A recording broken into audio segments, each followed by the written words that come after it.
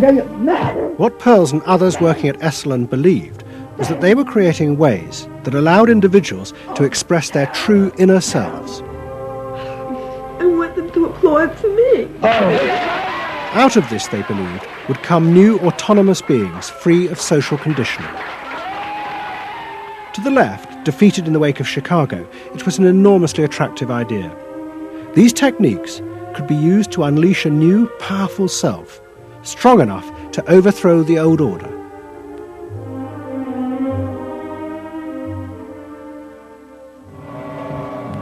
In the late 60s and early 70s, thousands flocked to Esalen. Only a few years before, it had been an obscure fringe institute. Now it became the centre of a national movement for personal transformation, the human potential movement. So it became magnetic. People wanted to join this stream of exploration.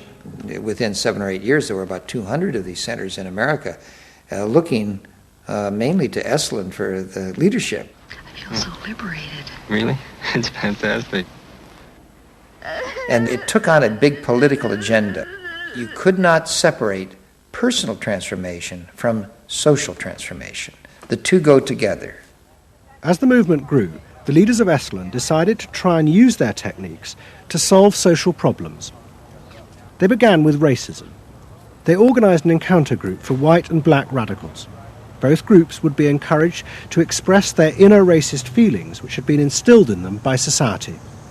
By doing this, they would transcend those feelings and encounter each other as individuals. I started a series of encounters called Racial Confrontation as Transcendental Experience.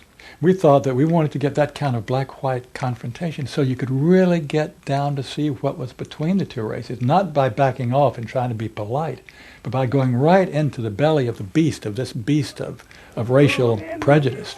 And these were extremely dramatic. These were the toughest workshops ever convened at Esalen Institute. I'm looking at you, Whitey. You got clothes on. You got shoes on. You're so sure looking at me, huh? You got the goddamn police in the neighborhood.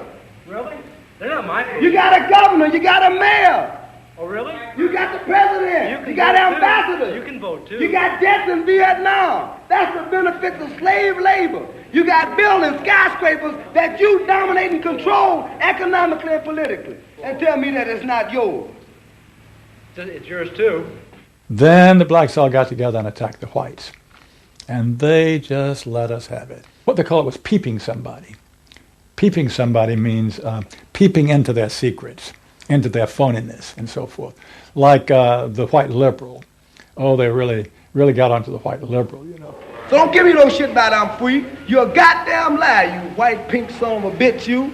Yeah, I want to know what you came down here for. You want a black buck, huh? Yeah. You looking for a stud?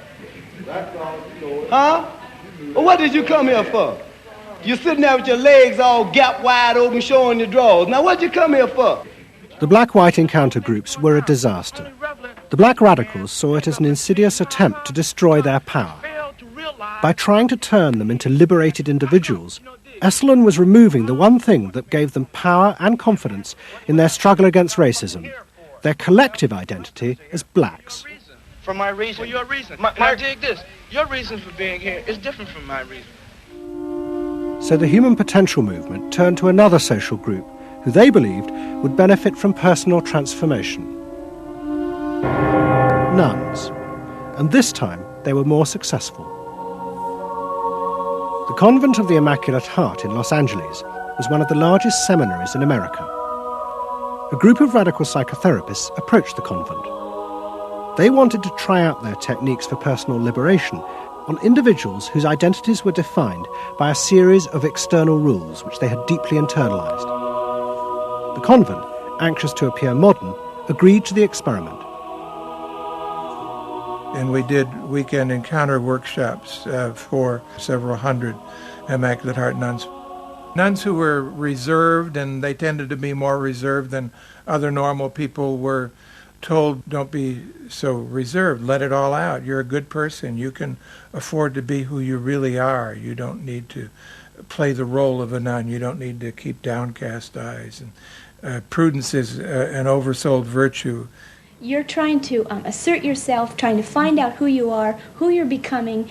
At the same time, you're trying to live a life of dedication, of service, and you're trying to make all these things fit into who you are, and you're just, it's such a turmoil at times that you just blow a gasket and do silly, crazy things, running around the orchard and stealing oranges and taking Cokes out of the refrigerator and crazy things. I felt like I was being a hypocrite, and I wanted people to respect me for what I was, not for what I was wearing, and so I'm glad for the change.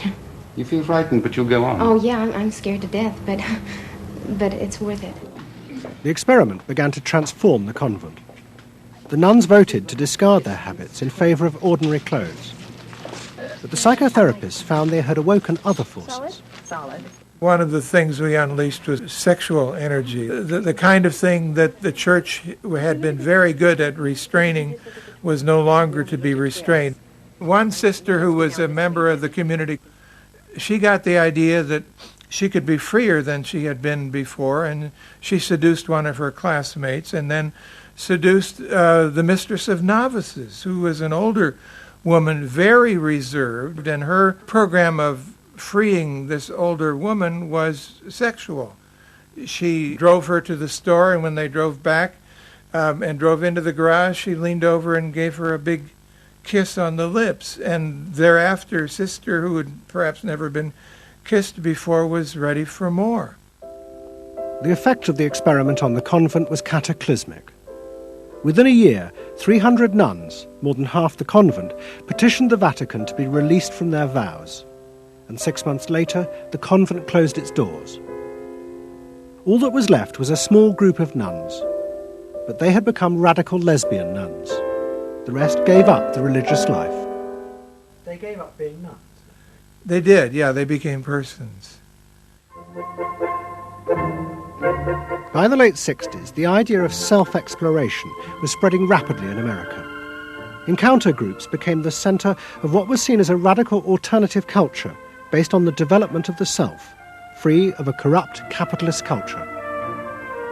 We just want the freedom to be ourselves, and that's for love, for experience, positive way of life.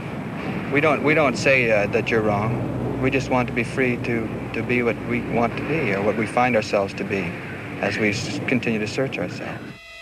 And it was beginning to have a serious effect on corporate America, because these new selves were not behaving as predictable consumers. The life insurance industry in particular was concerned that fewer and fewer college students were buying life insurance when they left university.